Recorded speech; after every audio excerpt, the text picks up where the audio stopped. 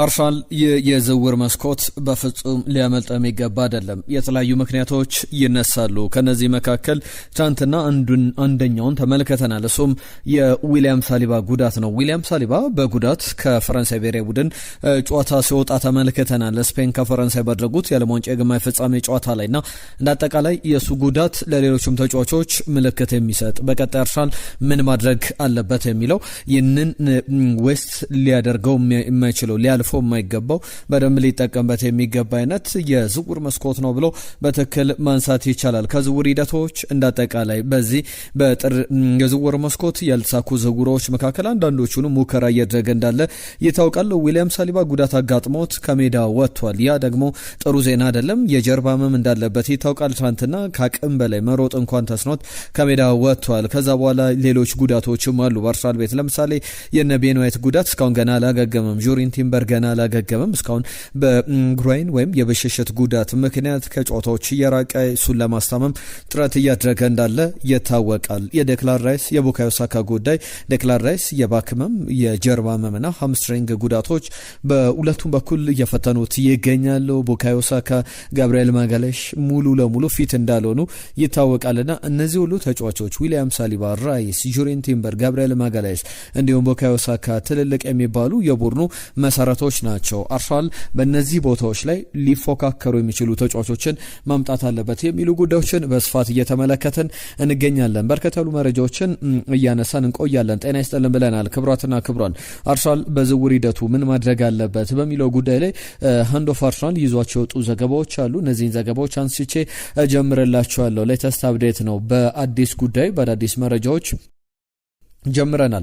ከኡሊያን አልቫሬዝ ጋር በተያያዘ እየተነሱ ያሉ ጉዳዮች አሉ። ወደ በኋላ ላይ በጭምጭምታን ደረጃ እየተነሱ ያሉ እየተዘገቡ ያሉ ጉዳዮችን እናነሳለን። ትናንትናም የእናንተን ጥያቄዎች መተውልናል። ይህንን ቪዲዮ ላይ ካርጋችሁ ጀምሩ። ጥያቄዎቻችሁን ወደ በኋላ ላይ ምላሽ ለመስጠት አስተያየቶቻችሁን ለማቅረብም እንሞክራለን። ከአርቴታ ጋር በተያያዘ ኡሊያን አልቫሬዝን እውነኛ የአርሰናል አጥቂ አድርጎ ይመለከቷል።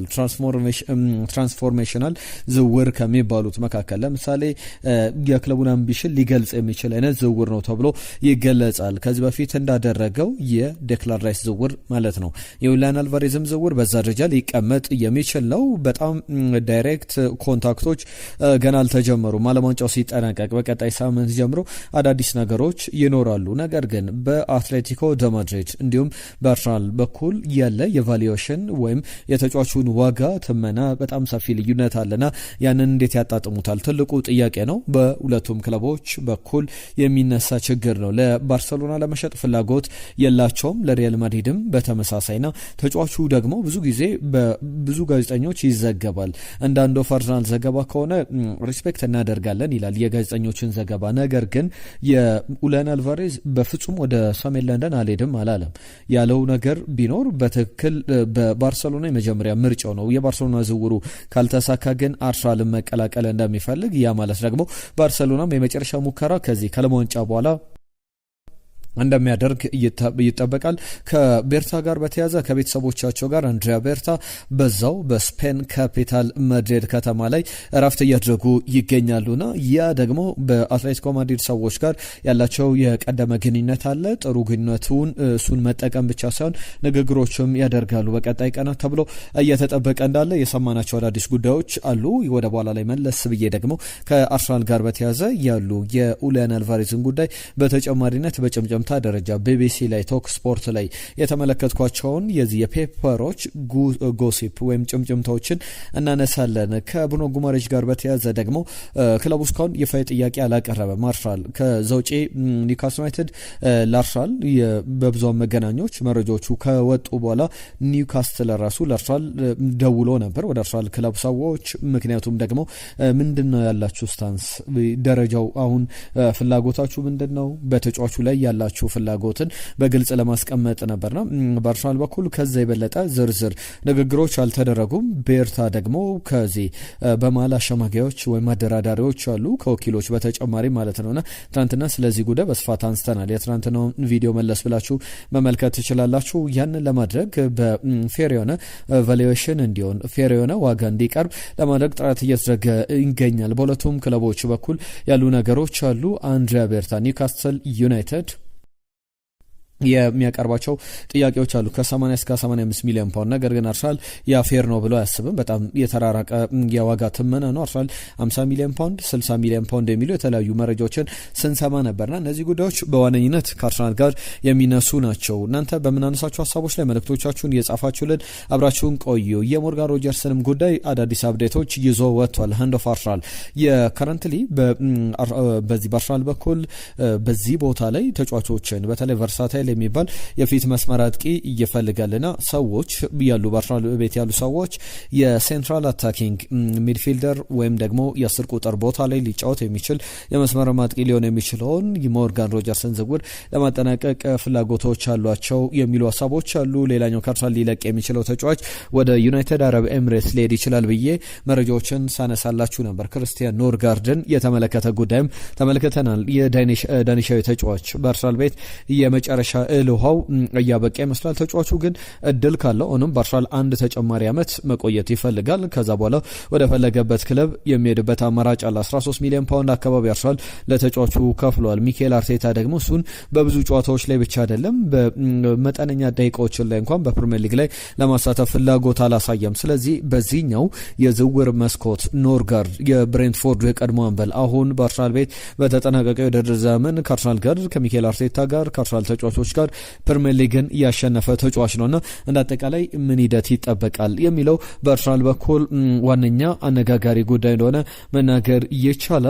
ከዛ ውጪ የፌነርባቼና የጋብሪኤል ጀሱስ ጉዳይም ይነሳል። ይህንን የዝውውር መስኮት ሰርቫይቭ ማድረግ ያለበት አይመስለኝም። ጋብሪኤል ጀሱስ ከክለቡ ጋር መልቀቅ መለየት አለበትና አርሰናልም ወደ ሌሎች እቅዶቹ ለመሄድ ጋብሪኤል ጀሱስ ፈላጊ ክለቦች ካሉ እስከ 1 ሚሊዮን ፓውንድ እስከ 18 ሚሊዮን ፓውንድ ለመሸጥ ፍላጎት አለው። ነገር ግን ተጫዋቹን ፈልገው የሚመጡ ክለቦችን እስካሁን አልተመለከትንም። በቀጣይ በጣሊያን ክለቦች በኩል የፕሪሚየር ሊጉም ክለቦች ይፈልጉታል። አርሰናል ግን ተጫዋቹን በሚቀጥለው ዓመት በአርሰናል በ2026/27 የውድድር ዘመን ላይ ጋብሪኤል ጀሱስን በአርሰናል ቤት እንመለከተዋለን ተብሎ አይጠበቅም። ጥሩ ነገር ጋብሪኤል ጀሱስ በአርሰናል ቤት ዋንጫ በልቶ መውጣቱ ለምሳሌ ይህንን ክብር ሌላ ማግኘት ነበረበት ብዬ የማስበው ተጫዋች ኦሌግዛንደር ዚንቼንኮ ነው። ምክንያቱም የአርሰናል ቡድን የአርሰናል ሜንታሊቲ ሲገነባ ያለ እነዚህ ተጫዋቾች የሚታሰብ አይደለም። ዋንጫ የሚያውቁ ቡድን ትልቅ ቡድን ላይ ተጫውተው በትልቅ ደረጃ ለሊግ ዋንጫ ተፎካክሮ የሚያውቁ ተጫዋቾች ናቸውና ወደ አርሰናል ሲመጡ ልምዳቸው ቀላል የሚባል አልነበረም። አርሰናልን በደንብ ትራንስፎርም ያደረጉ ተጫዋቾች ነበሩ። በግልጽ ያንን ተመልክተናል። በዚህ በፕሪሲዝን ላይ በቅድመ ውድድር ዘመን ዝግጅት አርሰናል የሚጠብቃቸው ነገሮች አሉ። ከነዚህ መካከል ክርስቲያን ሞስኬራ ትልቅ እድልም ትልቅ ኦፖርቹኒቲም ይኖረዋል ተብሎ ይጠበቃል። በፕሪሲዝን በቅድመ ውድድር ዘመን ዝግጅት ያንን እድል በደንብ እንዲጠቀምና ራሱንም በደንብ ኢቮልቭ እንዲያደርግ እንዲያሻሽልበት የሚሆን አይነት የዝውውር መስኮት ይሆናል ተብሎ ይጠበቃል። ፕሪሲዝኑም ለሱ በጥሩ ሊቀጥል ይችላል። ይህ ጥሩ ከኳስ ጋር ምቾት ያለው ተከላካይ ነው። ከዛ ውጪ ደግሞ ከነ ጋብሪኤል ማጋሌሽ ከነ ዊሊያም ሳሊባ ብዙ ትምህርቶችን እንደተማረ መናገር ይቻላል። የሊያንድሮ ትሮሳርድ ዝውውር መጠናቀቁን ትናንትና አርሰናልም ይፋ አድርጓል። ወደ በሺክታሽ እንደሚሄድ አርሰናል ማረጋገጡ ከ24 ሰዓታት በፊት ያረጋገጠው መረጃ ነበረ። እንደዚህ ዘገባ ከሆነ በዚህ በአርሰናል ድረገጽ ላይ 18 ሚሊዮን ዩሮ አካባቢ አርሰናል ያገኛል። ባለፈው ክረምትም ወደ ቤሺክታሽ ስንል ውሸት ነው ሲሉ ነበር ብዙዎች። የአርሰናልን መረጃዎች ወደ ሊያንድሮ ትሮሳርድ ወደ ቤሺክታሽ ሊሄድ ነው ወደ ቱርክ ኢስታንቡል ሄዶ ነዋሪነቱንም ተጫዋችነቱንም ለኢስታንቡሉ ክለብ ቤሺክታሽ ያደርጋል ብለን ስንዘግብ ነበረ። የቤሺክታሹ ፕሬዝዳንት ከዝውውሩ መጠናቀቅ በኋላ የሰጡት አስተያየት አለ። ሰርዳል ይባላሉ። ያነሷቸው ጉዳዮች አሉ። ለአርሰናል ባለፈው የውድድር ዘመን 25 ሚሊዮን ዩሮ አቅርበን ነበር፣ ለትሮሳርድ ደግሞ 8 ሚሊዮን ዩሮ በደሞዝ መልክ። ነገር ግን አርሰናል ባለፈው ዓመት ተጫዋቹ መልቀቅ አልፈለገም። 31 ዓመቱ ላይ ያለ አሁን በ18 ሚሊዮን ፓውንድ አምና ካቀረብነው ጥያቄ ዝቅ ባለ ለተጫዋቹ ደግሞ አጠቃላይ ክፍያው ከ8 ሚሊዮን ዩሮ ወደ 9 ሚሊዮን ዩሮ ከፍ ብሎለታልና እሱም ቢሆን በተጫዋቹ በኩል ደስተኛ ስለመሆኑ በአርሰናል ቤት አንዳንድ ጊዜ መልቀቅ ከባድ ነው። ነገር ግን አንዳንድ ጊዜ የኬሪየርን ነገሮች መለወጥ በሚያስፈልግበት ሰዓት ላይ ይህ ሰዓት ደግሞ ትክክለኛው ሰዓት ነው ብዬ አስባለሁ የሚል ሀሳቡን አካፍሏል። ከዚህ በኋላ ትልቅ ኮንትራት ያገኛል ተብሎ አይጠበቅም። ስለዚህ ይህንን የ8 ሚሊዮን የ9 ሚሊዮን ዩሮ ዓመታዊ ደሞዝ ክፍያ ከቤሼክታሽ እየተከፈለው ቢያንስ በ10 ወራት እንግዲህ ትልቅ የሚባል ደሞዝን አግኝቶ በ3 ዓመቱ ጥሩ ቆይታ ይኖረዋል። በዚህ 8 ሚሊዮን ዩሮ 9 ሚሊዮን ዩሮ አምና 8 ሚሊዮን ዩሮ ቀርቦለት ነበር። ዘንድሮ 9 ሚሊዮን ዩሮ አጠቃላይ እስከ በአመቱ በ3 ዓመቱ 30 ሚሊዮን ዩሮ አካባቢ ከናዶንሱ ያገኛል ማለት ነውና ለዚሁ ለትሮሳርድም ጥሩ ቆይታ እንደሚሆንለት ያለ ጥርጥር መናገር ይቻላል። ሌላኛው የአንዶፍ አርሰናል ዘገባ የሞርጋን ሮጀርስ ጉዳይ በዋነኝነት በሚኬል አርቴታ ቅድሚያ የሚሰጠው ዝውውር ነው። የብራድሊ ባርኮላም ጉዳይ ግን ይነሳል። ትናንትና ያነሳውላችሁ የጆርጂያዊው አንድሪያ ባርታሼቭሌ ጉዳይም ማውሪዚዮ ሚቼል ተጫዋቹን በቅርብ እየተከታተሉት የቻምፒየንስ ሊግ ኳሊፊኬሽን ጨዋታ ላይም ተመልክተውታልና ሳሚ ማክቤል የቢቢሲ ዘገባ እንደሚያሳየው ከሆነ ተጫዋቹ በደንብ ወደ አርሰናል ሊመጣ የሚችልበት እድል ሰፊ ነው የሚል ዘገባን ተመልክተናል። ማል የእናንተን ሀሳቦች ደግሞ እናስተናግድ። ትናንትና በርከት ያሉ ሀሳቦች፣ ጥቆሞች፣ ማስተካከያዎች መጥተውልናል። ለእያንዳንዱ ምላሽ እንሰጣለን። ጌራ ሰሙ የርዕስ ምርጫ ጥሩ አይደለም ብሏል። ለማስተካከል እንሞክራለን። ዳዊት ዴቭ ዞሌስ ቢመጣ ኑሳ ዋጋው ጥሩ ስለሆነ መጨመር አለበት፣ በተለይ ለቀኝ ክንፍ ጥሩ ተጫዋች ያስፈልጋል ብሏል። ክርስቶስ ዞሌስ የጊዜ ጉዳይ ነው እንጂ ይጠነቀቃል ብሎናል ዮናታን ብርሃኑ። ከዛ በተጨማሪ ኑሳ ወደ አርሰናል መምጣት የለበትም ያለን ዮናታን ብርሃኑ ነው። ሌላ ሀሳብ ልኮልናል። ከልብ እናመሰግናለን። ቀጣይ 4 ዓመታት ዋንጫው የአርሰናል ነው የኛ ነው ብሏል። እናመሰግናለን ዮናታን ብርሃኑ።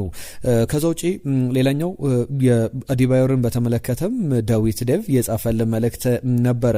ከዛ ውጪ ኤድመን ፈቀደ ተጠናቀቀ ብላችሁ ነበረ ብሏል። የዞሌስን ጉዳይ ተጠናቀቀ አላንም በርዕሱም ላይ ተጠናቀቀ የሚል የጥያቄ ምልክት ጉዳይ ያነሳ ነው። አንዳንድ ብዙሃን መገናኛዎች ላይ ዝውውሩ ተጠናቀቀ ብለው ሲዘግቡ ነበር። እኛ ትናንትና በግልጽ ያስቀመጥነው በግልጽ አማርኛ ያነሳናቸው ጉዳዮች ነበሩ። እንደዚህ አይነት ብዙሃን መገናኛዎች ላይ ተጠናቀቀ እየተባለ ነው። ነገር ግን በሌሎች ታማኒ በሚባሉ ምንጮች ላይ ግን የዞሌስ ጉዳይ ገና ነው ብለን ስናነሳ ነበር። ዛሬ ግን አዳዲስ ጉዳዮች ወጥተውበታል።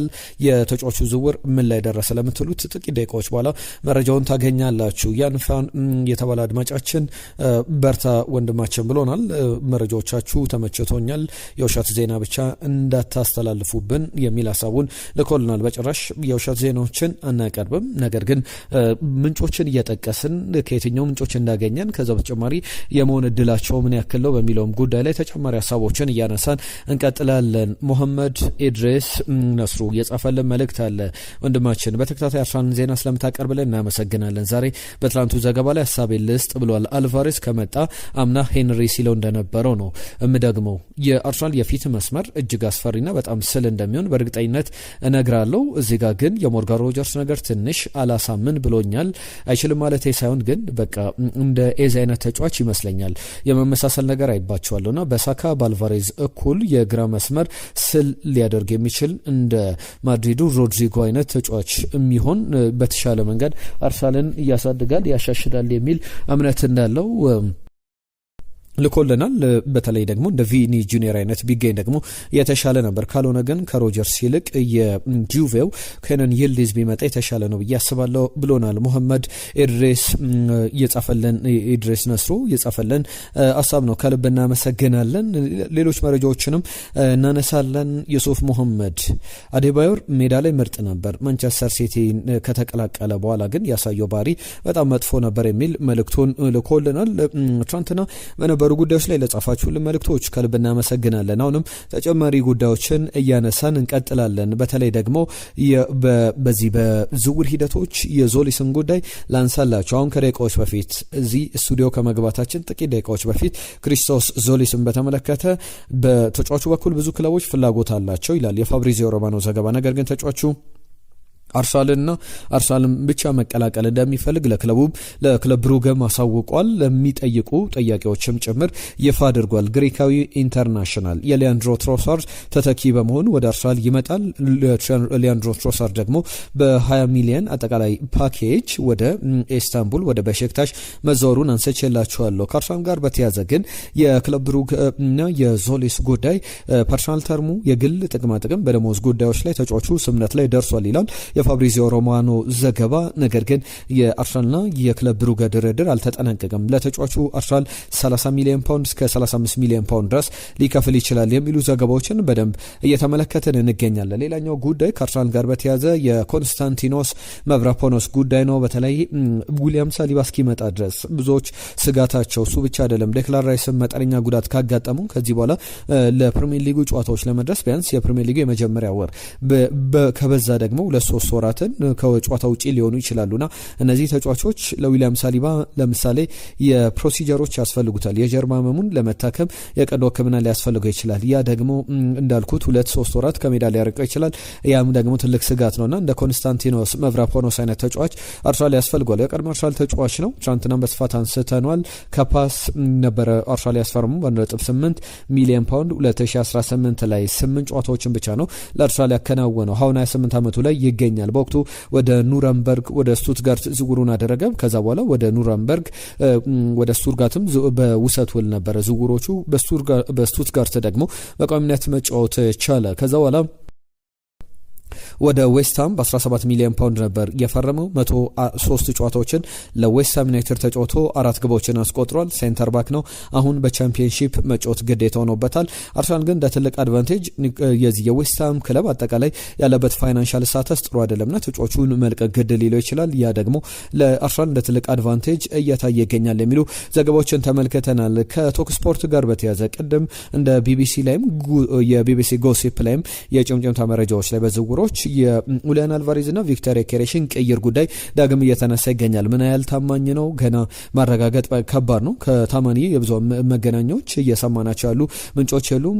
ቤን ጃኮብስ ግን ይዞት የወጣው ዘገባ ቶክ ስፖርት ላይ እንደሚያሳየው ከሆነ ቪክተር ዮኬሬሽ ምናልባት አትሌቲኮ ማድሪዶች ገፍቶ የሚመጡ ከሆነ አርሰናል ሊለቀው ፈቃደኛ ነው ኡሊያን አልቫሬዝን የሚያገኝ ከሆነና በቅይር ደረጃ ሁለቱም የተለያየ ባህሪ ያላቸው አጥቂዎች ናቸው። ስለዚህ ለአርሰናል የትኛው አዋጭ ነው የሚለው በጣም በትልቅ ደረጃ ሊያጠያይቅ ሊያነጋግር የሚችል ጉዳይ ነው። አሰልጣኝ ሚኬል አርቴታ በቀጣይ ምላሽ መስጠት ያለበት እንደ አጠቃላይ እንደ ክለብ ብቻ ሳይሆን በተጫዋቹም በኩል ቪክተር ዮኬሬሽ ፍላጎቱ ማሳየት ይኖርበታል። እናንተስ ምን ትላላችሁ? ቪክተር ዮኬሬሽ ወደዛ መሄድ አለበት ወይ? አትሌቲኮ ማድሪድ ቢፈለግ እንኳን መልቀቅ አለበት ያርሰናል። ቲየሪ ዳንኤል ኡሊያን አልቫሬዝ ቢመጣም ቪክተር ዮኬሬሽ መልቀቅ የለበትም። ዲፈረንት ፕሮፋይል ያላቸው የተለያየ አጨዋወት መንገድ የሚከተሉ ተጫዋቾች ናቸው የሚል እምነት አለውና እንዳጠቃላይ በዚህ ሂደት ቪክተር ዮኬሬሽ 70 ሚሊዮን ዩሮ አካባቢ የተገመተ አርሰናል ደግሞ ቪክተር ዮኬሬሽን ሰጥቶ ለምሳሌ 50 ሚሊዮን ዩሮ ጨምር ሊባል ይችላል። እንደ ድርድሩ ከአትሌቲኮ ማድሪድ ጋር እንደሚኖረው ንግግር ሊወሰን የሚችል ጉዳይ ነውና በቀጣይ ሂደቶች ደግሞ አርሰናል የቪክተር ዮኬሬሽን ዝውውር እኔ በግሌ ኡሊያን አልቫሬዝ የሚመጣ ከሆነ ኡሊያን አልቫሬዝ ወደ መስመር ወጥቶ መጫወት የሚችል 9 ቁጥርም ሆኖ ቲፒካል የዘመናዊ 9 ቁጥር ሆኖ ታታሪ ነው። እያንዳንዱን በሜዳ ላይ ማድረግ ያለበትን ነገር በሙሉ ማድረግ የሚችል ተጫዋች እንደሆነ ይታወቃል። እንዳጠቃላይ በደንብ ጥሩ አቅም ያለው ተጫዋች ነውና በዚህ ሂደት ደግሞ ከክለቡ ጋር አርሰናል ስምነት መድረስ ከተጫዋቹ ጋርም ተጫዋቹ ማሳመን ይጠበቅበታል። በተለይ ትንሽ እንደ መጥፎ ነገር ሊታይ የሚችለው ቪክተር ዮኬሬሽ እንዴት ብዙ ክለቦችን ገፍቶ ወደ አርሰናል እንደመጣ ይታወቃልና ከአርሰናል ውጣ ሲባል ያለው የአትሌቲኮ ማድሪድ ድርድር በክለቦቹ መካከል የሚኖረው ንግግር ሊጠበቅ ይችላል። በጣም ታማኝ የሚባል ምንጭ አይደለም ቶክ ስፖርት። ነገር ግን ቶክ ስፖርት ላይ ተመለከትኩትን መረጃ አካፈልኳቸው። እናንተንም ሀሳቦች አጋሩን። ባነሳናቸው ጉዳዮች ላይ መልእክቶቻችሁን ላኩልን። ቻናላችንን ሰብስክራይብ አድርጉ እንላለን። 23000 ላይ ቆመናል። የእናንተ እገዛ ያስፈልገናል። ሰብስክራይብ አድርጉ፣ አስተዋውቁ። ይህ የአርሰናል ቻናል ነው። አዳዲስ ጉዳዮችን አርሰናልን የሚመለከቱ መረጃዎችን ብቻ እንመለከታለን። ዛሬ በእንግሊዝ ብሔራዊ ቡድን በኩል አርጀንቲና ታሸንፋለች። እንግሊዝ እስቲ ግምቶቻችሁን ላኩልን። የአርሰናል ደጋፊዎች ናችሁ። 4 የአርሰናል ተጫዋቾች ደግሞ በእንግሊዝ ብሔራዊ ቡድን ውስጥ ይገኛሉ። ስለስንት ሊጠናቀቅ ይችላል? ቡካዮ ሳካ፣ ኖኒ ማዱዌኬ፣ ዴክላን ራይስ እንዲሁም ደግሞ ኤበሬቺ ኤዜ በዚህ ጨዋታ ላይ ምን አይነት ሚና ሊኖራቸው ይችላል? የእንግሊዝና የአርጀንቲና ብሔራዊ ቡድን ጨዋታ በተለይ በአንድ ደሴት አነጋጋሪነት በጦርነት የአርጀንቲና ሰዎች ብዙ የሞቱበት ነውና ያቺ ደሴት ደግሞ ከ1000 በላይ ሰዎች በሁለቱም በኩል የሞቱበት ጦርነት በርከት ያሉ ቀናት ላይ የተደረገበት በመጨረሻም እንግሊዝ አሸነፋ እስካሁንም ድረስ በጊዜያዊነት የፎክላንድ ደሴትን እንግሊዝ በራሷ ስያሜ ሰይማ ታስተዳድራለች። በሞግዚትነት ሁለቱ ሀገራትን ያጋጨ ጦርነት ወደ እግር ኳሱ ሜዳ መቶ ብዙ ጊዜ በተደጋጋሚ ተመልክተናል። በሁለቱ ሀገራት ግንኙነት ደግሞ የበላይነት እንግሊዝ አላት። ሊዮኔል ሜሲ ደግሞ ከእንግሊዝ ጋር በተቃራኒ ተጫውቶ አያውቅም። በዚህ ሂደት ደግሞ የሚነሱ ነጥቦች አሉ። ዛሬ ማን ያሸንፋል? ሀሳብ አስተያየቶቻችሁ ላኩልን። ለአርሰናል ተጫዋቾችስ ምን ትመኛላችሁ? በዚህ ዓለም ዋንጫ ላይ ስፔን አልፋለች፣ 3 ተጫዋቾች አሉ። እንግሊዝ ዛሬ ብታልፍ 4 ተጫዋቾች አሉ። በፍጻሜው 7 የአርሰናል ተጫዋቾች በተቃራኒ ለዋንጫ ይፋለማሉና እንዴት ያለ ቆይታ ይኖራችኋል? ሀሳብ አስተያየቶቻችሁ በአርሰናል ጉዳዮች ላይ ባነሳናቸው መረጃዎች ላይም ልትልኩልን ትችላላችሁ። ነገ መረጃዎቻችንን አጠናክረን በአዳዲስ ጉዳዮች ባልተሰሙ መረጃዎች እንገናኛለን። የዛሬን እዚህ ላይ ያጠናቀቅን። ጤና ይስጥልን።